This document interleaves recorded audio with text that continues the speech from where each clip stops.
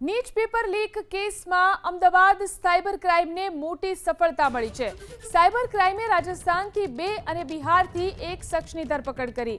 રાજસ્થાનથી પકડાયેલા બંને આરોપી ટેલિગ્રામ પર ચેનલ ચલાવી અને નીટનું પેપર વેચતા હતા, જ્યારે બિહારથી પકડાયેલો શખ્સ નીટના રિફંડના નામે છેતરપિંડી કરતો હતો।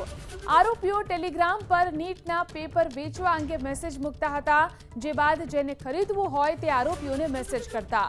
આરોપીઓ કોઈ જૂના પેપર કે ખોટા પેપર વેચીને ફ્રોડ કરતા હતા। સવારે 11:30 વાગે સાયબર ક્રાઇમ આ અંગે મોટો ખુલાસો કરશે।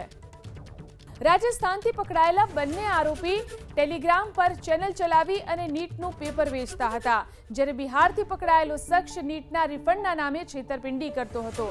આરોપીઓ ટેલિગ્રામ પર નીટના પેપર વેચવા અંગે મેસેજ મૂકતા હતા, જે બાદ જેને ખરીદવું હોય તે આરોપીઓને મેસેજ કરતા। આરોપીઓ કોઈ જૂના પેપર કે ખોટા પેપર વેચીને ફ્રોડ કરતા હતા। સવારે 11:30 વાગે સાયબર ક્રાઇમ આ અંગે મોટો ખુલાસો કરશે।